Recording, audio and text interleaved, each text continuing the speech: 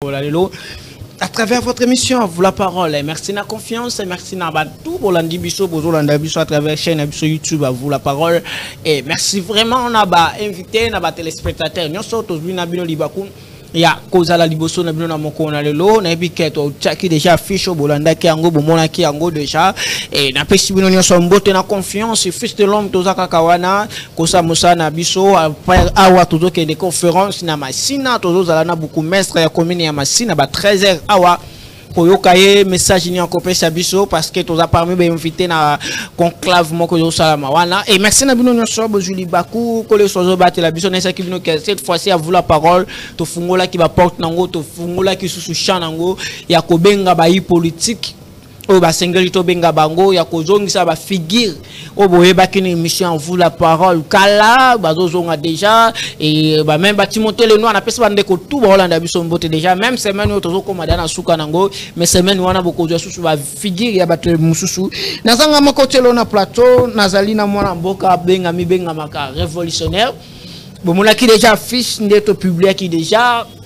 na linga se présenter na ba casquette nyonso n'importe ce qui casquette en gros mususu changer on a yebela qui ce que changer on a tout araba mbodi mais on sait ngal ka boza pembeni ma eza la pembeni Gilles Lingette azali sustain na IGF va remplacer déjà mais c'est Gilles Lingette à côté retraite c'est là ba rimer ou azoze la ministère ou azoze la nini c'est là pour formation na rosala analyse na chaîne nga YouTube kaka semaine oyo non ça l'analyse na actualité non ça désormais bandula nanga chaque jour na YouTube na biso à vous la parole TV wana non ça l'analyse boko yeba vraie version il y a dossier à IGF na ba arme na matière mona mboka bonne santé merci ndekolier merci santé za malamu a liboso to linga to kosenga mo boli monsieur Belene ba tu bazela ki biso par rapport à RE qui fixé oui, la vie devient invivable. Embouteillage pas, l'outil qui est à la sous-souté, n'attend que l'outil qui continue bisika, le nini. Donc, il y a pas 6 mois arrêté en étant bandé émission. Et puis, quand c'est un sous-boli, mais sinon, bah, mon émission na émission au Kala. Donc, bandé pour vous la parole, tout ce qui n'a pas solo pour mon abisso. La base est le logo changé, le collaborer, blaga, il y a yende qu'on a vu nos mouvements, c'est le moyen de Nestor, l'évolutionnaire, parce que tout le monde est révolutionnaire, parce que nous voulons faire les choses autrement. Cette fois-ci, dès que l'on qui déjà l'activité, mais qu'on bon, monito pesa qui ba maman Maputa, tout là ça qui ba vraiment des signaux pour le 8 mars, donc à travers Asbel la biso Congo et Sika, et puis Tozoko Bakara toujours dans mon panzi à docteur l'honorable Richard Ndambu ou Azali, président national ATC toujours dans casquette en tant que président national de la Ligue des Jeunes. Bonne partie ATC.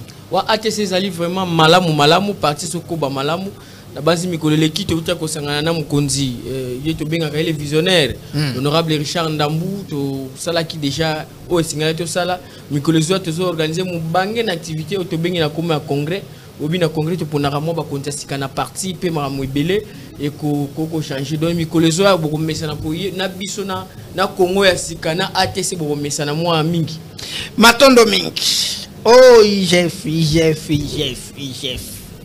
Boza la calme. Makamboza moibele. Kaming pete boyo comme sous poursuite contre ba responsable et ancien responsable à IGF. Il semblerait c'est là information bande comme sous ba hôtel la biso yango na possession mais n'attend en conditionnel. Ce qui bomoni message la Lingette ba poursuivre la justice pendant ndenga za susumi déjà menani inspecteur ya IGFT. Si 3-4 mois, c'est que une année à ça qui moussala na malamu. C'est qu'il a mérité c'est un monument du bosso ya IGF. Mais ce que moni ba bandi ko sala ba poursuite ba dossier mo ke bandi ko bima. C'est que ça que moussala bien té, c'est que ba ko pesa monsieur monsieur Nicolas Kazadi, moi mo ke raison. Pour exactement mo belé hein, ba dire ya monsieur Nicolas Kazadi, je suis journaliste indépendant. C'est une révélation, c'est une recherche tout ça là au moment opportun. Donc on voit Platon Gamoko, on peut sa point de vue nangai na ba dossier nuance ça s'est passé. Boti kangai pena lo balongonia na mese Willy Bakunga. Boki ba enseigner ba dans la grève. Boki ba marche zo salama. A dossier à rentrée scolaire nene tena fait salama awa. na yoki ba mbongo moko zo bima ya ebele esengele bima il semblerait que fait ba décaisser mbongo mo be pona dossier yango bana ba ke no sa tena fait un examen d'état mais à l'époque ya Willy Bakonga Covid-19 monde qui paralysé bon monde qui ba explorer salama qui na mbongo moke plus de 5 milliards de dollars so 5 millions de dollars e bima ki kaka mais oh il semblerait na tena conditionnel nyenge nazo ko il semblerait plus de 32 et quelques millions nazana samaye yango tozo loba bato ba sali mosala malamo oh bino bomonika moto asali mosala malamo bozu media bobani ko vilpalne bango bo pesa bango ba critiquer bango eza soni pona so parce que vérité komi ko bime komi ko révéler moi mboka tokota directement na dossier ya IGF dossier institution tout consort selon yo Deko, Dieu merci. Je pense que nous devons faire les choses autrement. Il y a des choses qui sont normales. Gilles Alengeti balongo liete na songolo pakala. Gilles Alengeti c'est un fonctionnaire de l'État. Ngongole koki azui retraite. Auto bengi na le pote retraite anticipée. Retraite anticipée. Nanga ina to ebite peut-être yemoka singa kiango. Peut-être nous autres ça sous malam te fois so paswa. Parce que yozo boss na mois d'avril 2022. Gilles Alengeti alobaki yango na micro à VA TV. VA nani Voix d'Amérique. Nande Komarous. Alobaki azali fonctionnaire a conquis déjà azo comme peine retraite à CPLA. Je me souviens que président Félix a payé retraite à que nous payons mais malamu. C'est quelqu'un qui a beaucoup travaillé. Ngonge Koki. Gilles Alengeti n'est pas politicien, c'est un fonctionnaire de l'État.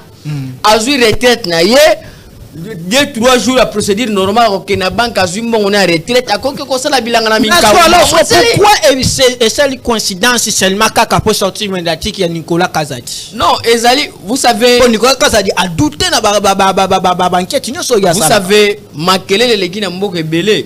Voilà zo saluer na grande sœur na biso maman la Lyon. Nandenga gene ko bimisa Nicolas Kazadi na libulu.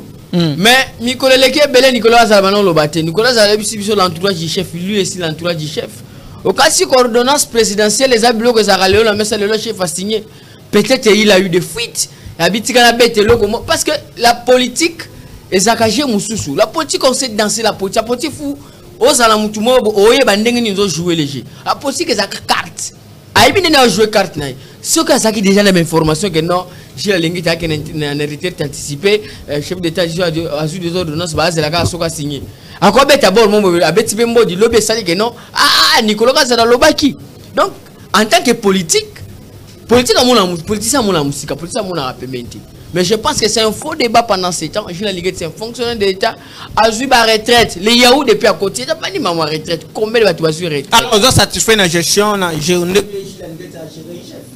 Gilles Alengeti partout financier. Nous sommes dans un pays où Moutoyo qui Gilles Alengeti sonne na mboko ezali justice parce que Gilles Alengeti a continué les kamuna ba justice ba emibeko baso saboter Gilles Alengeti lui en tant que fonctionnaire de l'État il a fait son travail. Gilles Alengeti n'arrête pas quelqu'un lui fait un travail il fait les rapports n'a pas la poursuivre c'est la justice ce que la justice comme le ministre lui-même a dit la justice de mon pays malade comme vu que la justice est malade c'est malade lui a fait son travail avant qu'on rendre biso compte tu vas nous la rapport tu le battre quoi ça là qui doit rapporter tu es que ah Gilles Alengeti a lobaki et puis Ezaki a solo c'est fini. Gilles Alengeti a fait son travail accueilli retraite mais n'enga comme il retraité wana rien ne l'empêche parce que ce qu'on a fonctionné de l'État avant de faire la politique tu dois démissionner mais Gilles Alengeti n'a mis accueilli azali sous fonctionnaire était azali na retraite il peut faire la politique. Gilles Alengeti ali muto amayele muto abuania le chef de l'État peut la cause on a certaines personnes bazo critiquer gestion na bazo critiquer na mboka patrouille ya salaki ba révélation mususu ba lobby que zaki mususu azaki partialité azaki na ba tendance politique et deuxièmement pourquoi kaka ko révéler surtout dossier à lapidaire et seulement avant dossier bi me fait appeler ça média ba média fait l'Obama tout comme ça c'est ça tozali na mboko to yebi to mona mutu kuluna bomi mutu ayeki na liboso justice aboyi ke aboma mutu te na liboso Gilles Alengeti asali musala na ye Gilles Alengeti musala na alobaki asala ye moko te parce que dans musala sango ya makasi Gilles Alengeti azaki accompagné na bapandi sango Gilles Linga Tazaki est toute une équipe oyo bana ko diriger na fait pour personnel oyo na presse do likama mukie Gilles Lingeti et ko panza na jour moko Gilles Lingeti a 1000 rapports ezali bema mo solo ngana zana avenue na so ke sur l'avenue Bumba na mona ba lapader wana ezo pela me oyo mo mona loko ezo pela ti ngana sali campagne na yebi na ndenge na sali campagne à partir nga ATC ba lapader de somaki na yebi ta mo mukie ba pré ba lapader na Dubai eza ba pré ya Gilles Lingeti alobaki te donc akosaki to Nicolas Kazadi vous comprenez na vani na pene ya son excellence honorable docteur Richard Ndam kene idio fa mouvement to ko benga papa Timbola Timbola ka ba forage vous comprenez mais na monité na ndenge sala makomene na yoka te ba montage la Lingeti tiaka pour na ba forage Gilles te na Nicolas Kazadi donc voilà c'est un faux débat pour nous justice et c'est là-bas qui est déjà le jour la Lingeti a eu retraite to komisika nzambe mbogeza alors Nicolas sorti médiatique ya Nicolas Kazadi je suis un chef à lobby pouvoir oyo ba congolais belé a confirmé qu'il était meilleur lobby que non pouvoir auto lingi lokola ce qui mbongo ya projet yeto kabolu mutu mutazu par naye et à lobby sous son entourage à chef de l'état to lingi judiciaire makasi c'est non yo tango ça la bonne analyse ni au sala quand les gens délient de pèse. Quand les gens marquent à Boundou, quand les autres se battaient, Nicolas Kazadi n'était pas dans ces pays. Oh là là. Aïe à Tony Bomengo. Je ne suis pas sûr qu'avant le chef d'État Félix Tshisekedi à la présidente Nicolas Kazadi a 3-4 maisons à Kinshasa. Mais le la banque mondiale quand même. Maintenant, à Kinshasa, Zaki n'a coûté mon cher. Via Poto, na via Congo est différent. Azaki na Poto, Azaki na Banda, qu'on a nombre, ou Azana, on a Kinshasa, les lotés. C'est grâce au chef de l'État de Azui. Namito a commis politicien parce qu'il y a un mois militant en tant que député national a tenu qu'on laver Abim chef de l'État lobby pour qu'il y ait une scène politique. Nous connaissons Nicolas Kazadi a sali elo gozaka pesanga maina sokola. Sokoli mai a lobby o linga ki aloba. Mais nous allons nous félicitons notre sœur qui Paulette Kimuntu parce que abimisi ba vérité et belé au télé bakati. Et son chef de l'État. Donc c'est recommandé pendant chef de l'État telle émission malam et sunga parce que Nicolas Kazadi a lobby makamusa la maka. Ce qui mongoye ba lena là et puis moi na mboka ministre de la justice. Moi je moni tant sur quoi entamer ce dossier là Nicolas Kazadi aza ba benga na justice a expliquer biso na expliquer ni ba soa mbongo so mbongo ye ba zuna la ba kaboli après ba ko tala ndenge ni ba sana kama expliquer biso na place wana donc ma papa bino bozo déformer bo sepelité sortie médiatique wana non to sepeli a lobby ba vérité munoko muteza la kanganga omoni munoko ososo lobby malamu et que maman qui malamu so lobby mabe maman qui mabe tu sais toko na fond so na tuni yo ko ebisanga projet atile gelou et soukandel papa, il faut que tu aies chef un dossier parce que moi je fais pas les contrôles parlementaires. Il faut que tu aies un député. Dans la contrôle parlementaire, tu as effet. Dossier à 0 trou et sous candé 0 trou qui tient un trou et belé. Même bon dossier à 0 trou. Est-ce qu'il y a gelou na 0 trou bon il y a des choses qui tient un trou et belé. Mais ça quand un projet ça a lancé aujourd'hui à Kinshasa na suite ko kotambola 20 mètres au terme de normal. Kinshasa c'est un anzilati. Kinshasa c'est un bateau et belesco. Bon le zéro trou. C'est que Nicolas Kazadi a raison dans ton terme. Mais babana Goliam bon balé bakabo c'est lui le ministre des finances. Il faut pas dans la garaye. Yo ça président Ligue des jeunes. J'ai Ligue des jeunes mo ya parti ATC ba ngba sala ko na funa. Ba yebi sûr que non président mbongo fait tout ça l'activité ko coûter biso $1000. Yo yebisi secrétaire ya nini abimisi $1000 au signé. Est-ce que c'est une compétence travailler force ou bien bato finance ou bien bato ya l'Assemblée nationale yebisi déjà mbongo. Mutu lobi boye soki projet ye. Tozwa ka mbongo to kaboli. Ozo kati maloba Nicolas Kazadi. To kaboli après to réfléchir na sima. Donc veut dire que soki projet ne se banoya na finance quand Nicolas Kazadi était le ministre des finances. Projet Mbongo, projet 0 trou. Babana ko kabola mbongo yena entourage na ye. Après jour mo bavani bosko futo sala projet na ndeyeni. Donc Nicolas Kazadi abimina na dossier tezana ka dossier. Constat Mutamba bengala biso Nicolas Kazadi pesa instruction no pesaka. Est-ce que union sacrée zali toujours na ba valeur nango? Ils en par exemple bien gestion. Il y a régime oyo. Ils ont malamu devant peuple congolais. Boye pour servir congolais ou bien bozo mi servir bino moko ba politique. Ah bon, union sacrée wana biso futo à la claire. Union sacrée. Est-ce que l'union sacrée existe d'abord? Oh yes. Nous sommes là pour soutenir le chef de l'État. On soutient Félix Antoine Tshisekedi, on soutient les actions du chef de l'État. Parce que l'union sacrée en soi, il n'y a pas l'union sacrée. Il n'y a pas l'union sacrée en soi. Mais, na union sacrée wa nzoloba parce que ça la gouvernement yo ibi déjà na union sacrée na pesi ndeko ndeko tika la mboti obi jeunesse union sacrée ndenge ba jeune baza obi ba o baza compétent o ba koleka Nicolas Kazana ko sala quelque chose quand pas de l'union sacrée on voit l'union sacrée liboke ba tout moko non c'est pas l'union sacrée ça même pas élargir ngo a élargi depuis mbata élargir au moins ça ba tourner sur ba salle réunion place moko ba réfléchir sur l'union sacrée. C'est que pour moi, la population. Le secrétaire permanent n'a pas le droit de faire ce que Mbata est en train de faire. Oh! Asseni. Il y a un secrétaire permanent, il fait de quoi? Rapport à la réunion, il ne peut pas commencer un bon matin à saluer à l'union sacrée, non. C'est l'autorité de référence qui devrait désigner tel. C'est fini. Mbata ko bimara boatie ba tout selon et puis aza incapable ko benga ba tona ba vendre autour d'une table ba définir une politique générale. Ce que loko bomanyo secret ngwana atie ba tebele plus de 40 a koki ko vendre ça ba na table te ba la politique mo générale. Alors selon yo je sais à mon konjambo que ezali se na tuni yo pona yo eza malamu eza positif to négatif. Lobi nazaki na ba itando ike na landi mo ba chaîne belé. Je vous dis que Félix Antoine Tshisekedi mwana mboka ezalaka kwa tosoyinga na Nicolas Kazali kaninga Nicolas Kazali mwana mboka amakanisa kitoko pona mboka oyo asosala quelque chose parce que le lot soko ke na 145 territoires okomona ba territoire ba commune ba chefs administratifs ba mbule belé zaki oké banda ko ezali na ba niveau moko le lot soko ke na ba territoire belé na projet 145 territoires moi bo plutôt ya malamu monani moi ba école à malamu et monani basali moi me belé banzile so tonga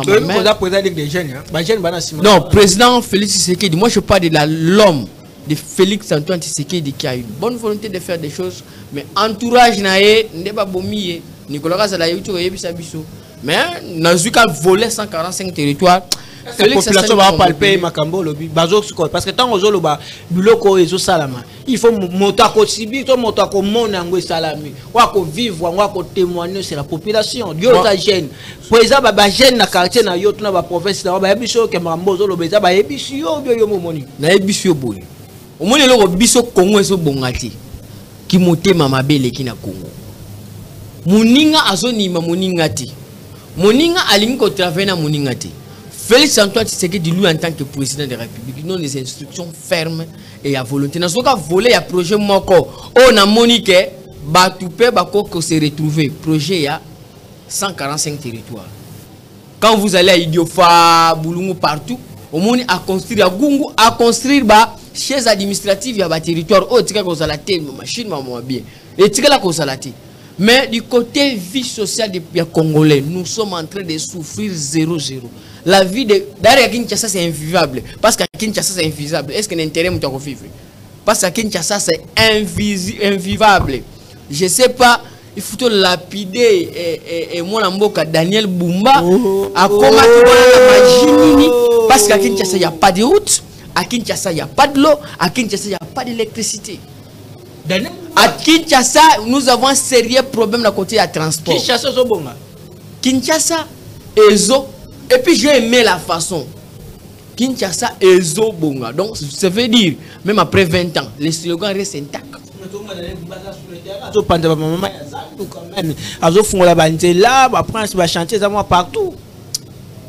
Vous savez, il y a un principe, mon amboka.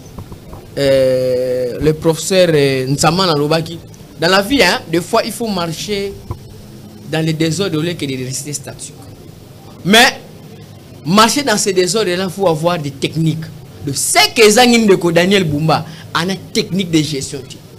Il cherche à marcher dans les désordres. Il lance des routes de 3 mètres, 5 mètres. La route à route à 1 km, 2 km, 10 mètres, 9 mètres, 6 mètres, 8 mètres. Hein? Et puis, des fois, des routes qui ne sont pas priorité à lancer en haut. Elle a lancé en haut quand Kinshasa comme Maboulou, Kinshasa nzele zate, Kinshasa courant zate, Kinshasa maye zate, Kinshasa niveau de transport est réglementé. Dans une bande ko ba wewa. Obi moto comment ko fixer prix selon apparence. Amoni ka bo tune na que place tel 5000. Mutu muso a tune 3000, mutu so a tune 10000. Le domaine n'est pas réglementé. Et l'autorité de la ville, qu'est-ce qu'il fait? Dossier à Vital Kamerhe. Oh yes. Congo. À quelle qualité peut-il Dieudonné Kamoulet interprète la loi? Le président des cours constitutionnels. Mais il ne peut. Selon yo, à quelle qualité peut-il interpréter la loi? Vous êtes d'accord, M. Vital Kamerhe, crise, guerre, aux opposants entre Vital Kamerhe et la Cour constitutionnelle? Vous savez, nous étions à pouvoir à Félix, je peux l'accession à Mouébélé. Oh, tu suis français, avec Kamoumou, tu vas nini, tu suis infraction moussou. Intellectuel. Donc, comme constitutionnel, avec compétent, tu as corrigé le premier ministre. Vital Kamerhe a s'interposé. Moi, je pense que le président Vital Kamerhe, si il était un homme d'État, on devrait harmoniser en amiable avec le président de la Cour constitutionnelle, parce que chose de tir, ça, c'est pas bon. Ou à comme le moninga lettre qui na réseau, ou à zong si na réseau, ou à bois qui na pêchoir, ou à lobby kuna, c'est pas bon. Si l'honorable Augustin Matata Mpono ne se reproche de rien, il a que Azwa, a que la justice à se défendre, il a ses avocats à défendre. Ceux qui bataillent le dossier, ils allaient bien bâtir, mais ceux qui des fois je me demande, est-ce que il y a quelque chose dans le dossier ou quoi? Parce que lui-même, il a peur. Il a peur. Il y a qu'un élément de défense qui doit... Mais est-ce que c'est là, pas comme l'État, pas Kamerhe, pas Matata. Justice congolaise, on a procédure dans le dossier à Matata. Justice n'a pas allé neutre ou bien allé politiser. Bon, la justice, bon, d'ailleurs, premièrement, je suis pas un juriste. Oui, mais tu es politicien quand même. Mais en voyant le dossier Matata Ponyo, vous savez que c'est un dossier politique. Il faut chercher à coincer le dossier politique. Matata Ponyo. Azara na Sénat, il a demandé qu'on a coup constitutionnel se déclarer incompétent. Et puis, quand le coup constitutionnel se déclare incompétent, le mandat passé, ce mandat il soit commis compétent, on comprend dépendant de maman. Bah je dis c'est faut pas limiter la pour maman. Pas maman va baloba que non balobi que la compétence na bangoté. Mais balobi que non ba le va qui déjà ba militaire ma tête à peau notamment au Guinée à l'époque avant campagne 2023 aya qui devait ba juge. Basenga ko autorisation na Sénat ba longola ka ba militaire na ba sambisi. Tant on lancé na campagne comme candidat président tout consort balobi ba sursoir dossier dans 6 mois pour moi ba sambisa ye bon exactement comme le la politique ba tikiye mais tant ba kozong sa dossier siko a commis député et sengeli sous Matata pour na lobi sengeli ba longola ba immunité na ye cour constitutionnel ba lobi déjà que ba longola ka ba immunité na ye déjà tant ba na ko sambisa moi ba longola sous immunité za deux fois. Le problème c'est quoi? Moi je vous ai dit le dossier devient compliqué et politique. Par rapport à quoi? Parce que Matata Ponyo a aussi Guinée balongo mais immunité. Ti mandé si la basong ça a été Matata Ponyo a crié, Matata Ponyo a senga bati a tika dossier ka bongo. Matata Ponyo a voulu qui bongo comme un homme libre ba ko ba kangé tout temps tout moment. Ti nenga si ça qui manda. Immunité au balongo là qui Matata Ponyo fils sénateur. Azaki validé le compte à sénateur. L'honorable sénateur Matata Augustin Matata Ponyo. Maintenant le Matata Ponyo c'est un député national. Hier sous l'Assemblée nationale, Basanini, ba PCA isusu. Et commis des choses, non? Na bansi ke ekozala malamu malamu. Dieudonné Kamoulet, Mutua Mayele, Muzizu, azonga na lati robe na ye a ordonné ceux qui na procureur, ceux qui na nani bango ba yeba tuna bango kuna na procureur basenga lever à immunité à Matata Ponyo. C'est que voilà comme quoi balongoli immunité des fois. Non. Liboso balongola qui azaki sénateur. Matata Ponyo n'est plus sénateur. C'était Bati qui a autorisé. Matata Ponyo maintenant c'est un député. Nous avons deux personnes différentes. Il y a deux chambres. Nous ne faut pas confondre. Mais il y a deux chambres. Il y a deux chambres. S'il vous plaît. Yo Obana Kofana na venu Bukabaka numéro 10. Vous comprenez? Ngana fourni dans l'état batine l'adresse nani bien merci vous êtes invité batine adresse Bukabaka yé botalia et ça adresse au complot que reconnu. Après 2 ans longu Bakaba comment on va na venir kaka. Boso ki boreye yo lobanini. Na venir kaka to na foko na lobani na éviter dire merci na venir kaka. Wala kono pete boke na lobana na venir kaka. Tout ça na badenda bu différent. Il y a deux chambres. Il y a deux chambres. Deux chambres. Deux chambres. Dossier si qui m'a commis député atika qui dossier ngana éviter pour nani batika qui dossier wana. Elle botiki dossier. Bon nous va poursuivre ma tête en poule. Bon là c'est une nouvelle instruction. Bon c'est va lever immunité n'est parce que ça maintenant député. Il est député national, il n'est plus sénateur. Il y a des choses différentes. Ma tête en poule nazadi. Tu es en 2004 à 2019, tu es en ceux qui bah oui bâti tu es en 2025. Ce qui a d'autres thèmes. Vie échangée en bouteille comme la Kinshasa. C'est en bouteille la Kinshasa c'est agité. Il y a des choses. Kenanga ba blo mo bozo limbisanga na kota terre wana te. Selon yo, Vital Caméra a raison. Oui, Vital Caméra a raison par rapport à quoi? Vital Caméra boy basam sa matata pour noter. Vital América, donc tout ça on a procédure normale. Vous comprenez? Au-delà de tout, un député a sa titre honorifique. Azam tout que non, vous comprenez? Loi et c'est bon on va ça là bas wana ye batina qui règlement ye mutu a nini a validé qui règlement intérieur na bango a yebi que député avant landé faut senga matata mpona la sénateur est-ce que une invitation na ba benga matata pour ba comment honorable sénateur ou ba comme honorable député? Il y a des mots différents, il y a un sénateur, il y a un député, tous sont des parlementaires mais on a des chambres différentes, il y a des autorités kuneza nani bati côté zani kuneza sama côté za Kameri bati na pepe mboso bakenda reng na bango evida eza lokola donc si on a miton eza lokola na lobanini donc na miton eza ki lokola bati tanga za nani pepe mboso tanga za ki wana allié 600 millions de dollars Assemblée nationale la presse exemple mbonge bungi ale boye kanga Vital Kameri. Il y a des choses, des personnes différentes. Mandat on est si là qui m'a mandana on est si li to comme na mandat sika. Et puis bah mystique. Il y a moi mikono na TV to comme to mi lo banana ba projet ba na biso ke ben batu po ba so nyoko la biso mi. Oza projet o lo ba. To lobite na TV futo lo ba o batu fu ba yo ka biso po batu ba comme ko betsa biso mutu ko la bona po ko mutu passe.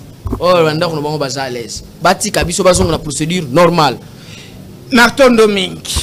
Oh, il dépêche. Congo, République démocratique du Congo. Mais c'est là, avant de qu'on a ATC, Nenge Tozo Kende. Toko Takam, quelle politique n'a vu qu'un hobby manangaï. Pépé va suspendre Bango, l'activité Nyonso, mais va ça libre de faire. Babi qui va répondre à l'activité. Poursuite contre Joseph Kabila. C'est là, point de vue. Poursuite contre Joseph Kabila, on a eu ce cas de Mingia. Et on a le bagage funa que ça n'a droit parce que bah juriste bah comme il faut sabiso et on comprendre ti. Bon, on est en train de poursuivre Joseph Kabila parce que bah soupçon ezali ki ya zana sima ya M23. To mituna. To futa ki était bah on moko ba tu ba pona ki kaza la sénateur à vie. Il faut pas interpréter ba loi na bango. Ce qui va montrer que loi et ça permettre bango ba poursuivre ba lever ba immunité na ye ba kangaye. C'est à eux de faire des choses. Mais tu as et ça la ma proprement dû. Parce que nous sommes la jeunesse. Tout ce qui fait aujourd'hui, bisonne tu gérer beaucoup lobby. Tu limite lobby tu tambola la jurisprudence. Pour le on attend présidence de la qui boit ça non. Basa la makamusela normal. Pour biso pe bilenge. Tant que tu la makola bango tout ça malam. Bati ka ko déformer biso on a sengaka li kamose ça sur le plan de la justice. Batang la biso la limbo la biso loi malamu pour que biso lobby to kota zambati. Parce que politique a mort état mon jurisprudence. Je suis à Villa Kinshasa. Place au seconde, sango bazoko se poignarder awa. Avant toute gestion, ambongo lelo bazo sala merci zo sala me fala bima aza parmi na course bato besinga bazo ibonga na cardinal oza ko soutenir. Parler de soutien c'est très fort parce que l'église catholique on peut les soutenir par de prières, par quoi parce que c'est une fierté. Ce qui papa bimi na Congo c'est une fierté. Donc nous mais batumso bazo lingate ka ma papa tozo ma vidéo. Ah non, wana za bisala sala. Wana za balwenga ngolini. Et ça le coup mboka.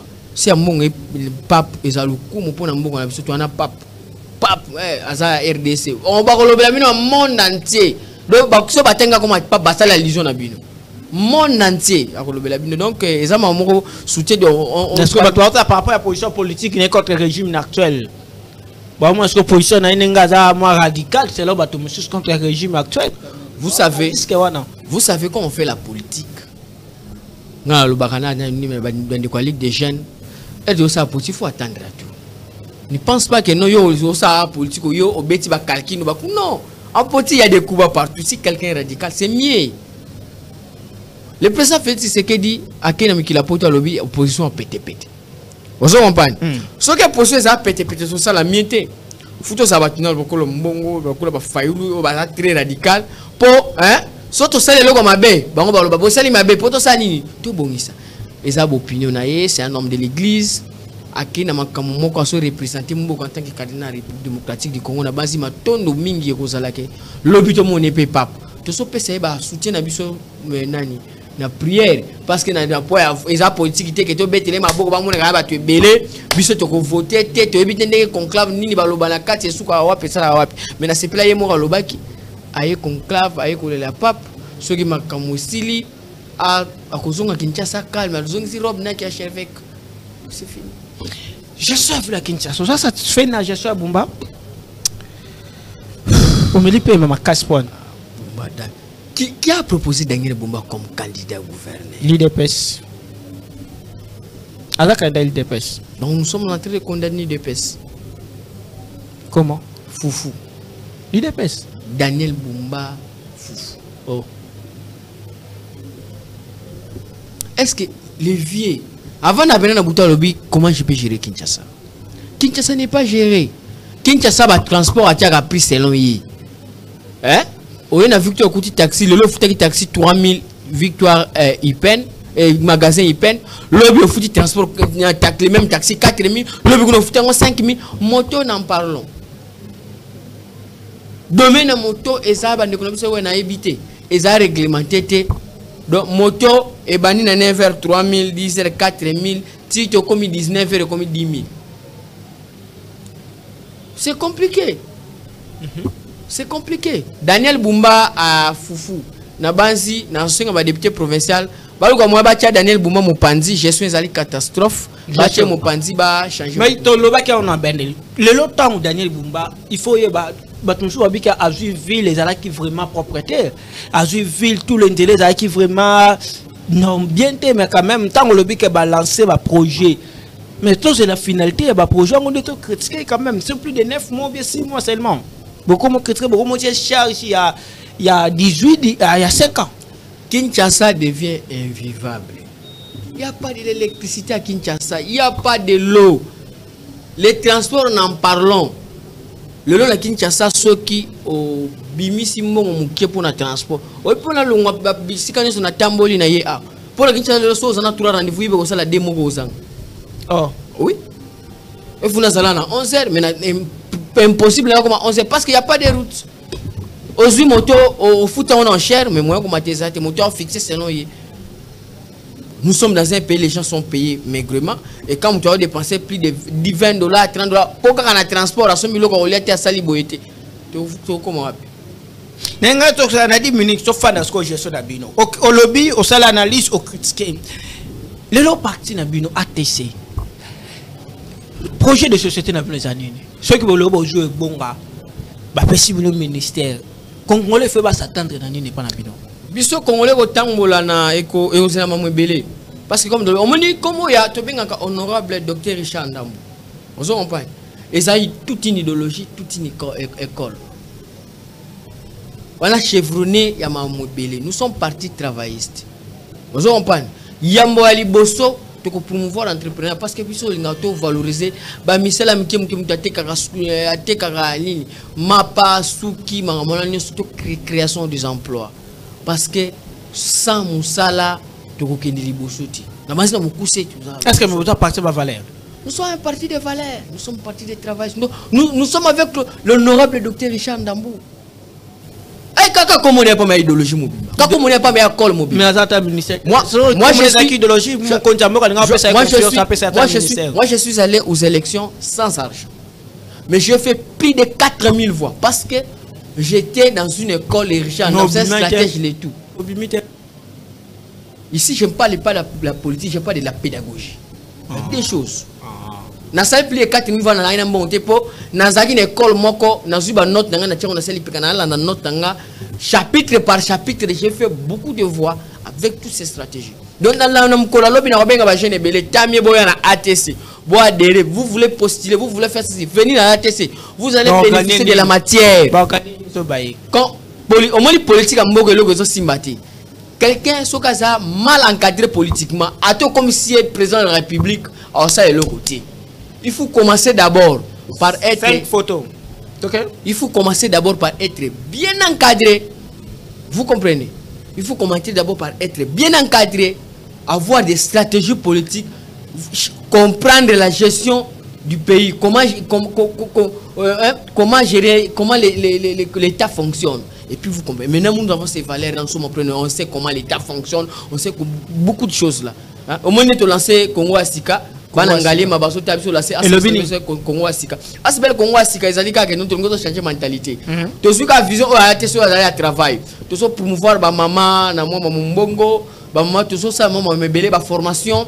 Na ba domaine on se couper couture, ko sala moi savon, ko comme ça mutu comme autonome. Ba jeune tout ça promouvoir la jeunesse net dans les 30 jeunes si ça tient. Tout ça manager na biso ya Congo Asika na ko négocier salle. Je pense que tout ça na alkato ko na Jamsi Jazz. Baso beta musique, ce sont des jeunes baso évoluer dans carrière solo, mais comme on a vu toujours pour pouvoir te produire bango aux autres compagnies. Pour pas petit le col al katoko, ba yebi musique, ba petit ba col damso ba jazz, petit ba musique carrière solo muto ko bisa bango ezate. Biso na Congo Asika toyi, toujours tia bango appui, ba matali bosolo ba yemba musique pas parce yemba pona mboka, ba yemba abuzo bate, ba yemba mo banzima mo ko porter ba conseil, aux autres comprendre. C'est ça, tu es dans ma Sika, tu es ma Sika. Donc, je lance un appel, Bana Ngalema, Bana Kinshasa, Congo Mobimba. Bon, adhérer à ATC. Ni ne se passer na commune Ngalema. Commune Ngalema, Dieu merci, Nego Dieu merci. Ali député national, député provincial.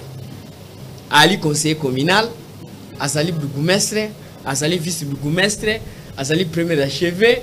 Donc, c'est quelqu'un. Commune Ngalema eza gérité.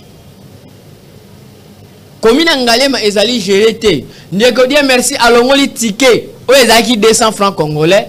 Négocier merci à Matiango 500 francs. Ba maman na ba oteka na passe o ko tila bango ticket à 500 francs chaque jour. Lo ezaki 200 francs.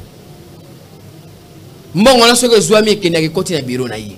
Ba kangi bureau. Négocier merci so ake mission na so ake mission ou ake voyage ou ake Brazzaville week-end. Commis yeba que commis journée ko salati. Donc ndeko mais ça a fait comment? Commis ne ko salati ba service de salité ba royate ba bureau za fermé. Parce qu'il y a lingi au dossier qui nga mais ya zana visiter. Alingo pe sa première cheveux musalate soit ça musalani. Donc musale zate ba tu ba ko sani. Oyo ko soit attestation de reçu nan ba ben attestation de naissance. Oyo ko soit bonne vie merci na ko signer. Parce que le numéro 1 zate numéro 2 ko jouer intérim. Numéro 2 a comme un ministre. Bah yo muso a ko tige le côté ndeko dire merci et puis na yebite comment faut-il kabima député je l'ai jamais vu sur terrain ah Ngalema zo kufa tozo lela Ngalema ndeko dire merci tela Ngalema ezaki commune moko plus propre commune présidentielle et c'est le loso kene ba mbule zo beto ko ma barre pompa chez yo ko tcha lokolo o tchalite salité de merci initiative zéro yango zo mona biso ne Ngalema to sengaki démissionner pire simple ake no va en assemblée provinciale atike la biso commune na biso kimi na lobi na ngate ba Ngalema au moins kala tourner po na za na dossier ngona maboko na pesi omo na ngambote omo na ngapesu bien mabe bien so za dipo na biso pesu su omo na dipo na biso pesu su Dieu merci ngamo pe Dieu merci Ngalema pesu Dieu merci boti ko finisa ko mo na ngai wala mana obeta ba ame non conventionnel nga vraiment no beta ba menoko ndeko Dieu merci Ngalema tika biloko wana si eza vrai na okita na terrain da semaine prochaine émission à terrain bo mona nga bisika tout ba otonga tina ba Ngalema Ceux qui ont des causes, la place bien, te benga dans ça la descente. Semaine prochaine, elle disponible. Place poto mai ezate kukura kutu ezala na ote mais c'est Fabrice na pese moto yo pe na bité so mi benga kazala ka ayibisa ka bana na ke na sala ka na sinenga za déjà sinel na okita bo benga nga ezala mombele makala na ko ya wana so il s'agit ka ko kita na commune tozo autorisation tozo policier moko to se basi va biso tozo après porto kita to sa mosala congolais ba mona yango na kati émission à vous la parole. Première photo rubrique ba photo tokei Constant Moutamba, oui bien, jeune roi Bisso. Constant Moutamba, c'est un jeune. Mais quand même, Moussa Lazo, ça, le ministère a fait. Non, Constant Moutamba, malgré que tu vas critiquer le populisme, il fait son travail. Maintenant, on a vu, on a fait populisme. Ah, ça fait populisme. C'est moi qui populisme, mais Ali, il y a des choses que vous ne pouvez pas faire. Vous êtes un ministre, il y a tout le temps de communiquer des fois. Parce que Moutouna vie, il faut ça l'auto-évaluation. Au lancer communiqué soit au PSI injonction mon boy il faut l'année simité a lancé le oil lobby a lancé oil c'est la François Mwamba pas la ministre de la justice il y a François Mwamba banana aleki non Constant Moutamba fait bien son travail donc deuxième photo Yesu azali yawa nabiso le professeur Mata banana régie bazamta mabeko so saboti na régie wana baza ba le professeur Mata ba vieux faut ba honorer biso parce que ba vieux bazo bebisa mitu na biso na politique ba lingo créer ba guerre inutile na bengi ve conseil na besi le professeur Mbata vous en tant que grand constitutionnaliste au union sacrée comme ça bien privé jeunesse à union sacrée se retrouver tête au 5 to retrouver bengi ça 40 personnes na wana yo nomaki bo c'est la biso politique générale à union sacrée photo monsieur banou na réussi vous avez c'est un homme d'affaires hein un politicien un homme d'affaires s'il vous plaît. Le président Moïse Katumbi, c'est un homme d'affaires, un politicien dans mon pays. C'est ça, bref. Un homme d'affaires. Un homme d'affaires. C'est ça la affaire. Mais quand même, parmi les politiciens, c'est un homme d'affaires, un homme politique, parce que ça, président national, il y a ensemble. Il y a un lobby, parmi les politiciens, c'est crédible. Moïse Katumbi se retrouve dans la carte. Ah! Les politiciens sérieux et crédibles. Bon. Moïse Katumbi, à part qu'Atanga, il n'a pas géré d'abord au niveau national, il a jugé vraiment ma minute. Parmi les politiciens, c'est crédible, il se retrouve dans la carte. Ah, crédible. Voilà, il faut ça, là, tu as un micro baladère, pour qu'on ait la peste à n'unité. Tu as un micro baladère, on a la peste à réponse. C'est ma photo, à vous la parole, là. Jacques Chabani, on a content dans mon salon, on a l'intérieur. Ah ouais, il fait son travail, il s'est battu. Mon qui joue, on a lancé des travaux dans la loupe. Pour nous dire la lou, malgré le ministre a été fait bien son travail. Le ministre a été fait. Ah, c'est ça quoi ça a été. Aujourd'hui, on a gérer mon lobby parce que pouvoir parti pouvoir baso honorer bisoté. Il y a 5 ans, bon, il va vendre. Il ce qu'on a baraté qui est le secrétaire général IDPS. Na évité. Mais vu la salie à Zoya. Après, c'est ce qu'il y a non. Qui est le secrétaire général IDPS parce que je ne sais pas. Tout comme sur la souka, message pas Bandeko Balandi Biso. Ouais, merci c'est Lalika que Bandeko Balandi Biso. Congo ezali mboka na biso to pesa ngo chance. Vraiment to trahir Congo te. To tika ko kina ba guerre tout ça biloko moko to bunda pona ekolo na ba oyo baso gérer bazali na gestion de république na maboko vraiment ba honorer biso basala malamu mboka to sonyo koma. On souffre, tu as des problèmes à Kinshasa.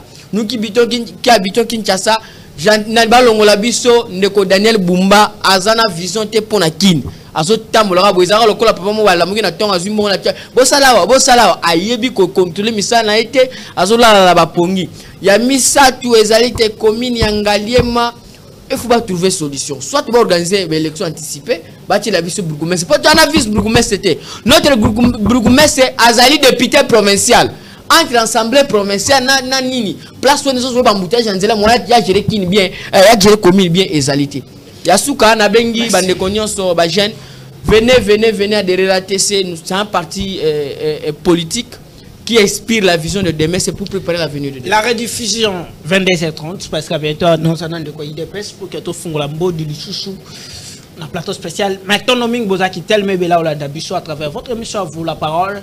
N'a pas suivi nos beautés. s'abonner à la chaîne Abisso YouTube. À vous la parole TV. Au moins, la vidéo, nous sommes sur la chaîne. Partagez. Benganga na commune yo zali. Ce que ça ne va pas. Au bengi à vous la parole. Équipe Mobimba Toko Kitawana. Tout ça, Moussala Nabisso comme il faut. Pour que les Congolais, toujours banango déjà semaine passée, tout est réalité, réalité qui ne s'est zali comment. Benga Bisso.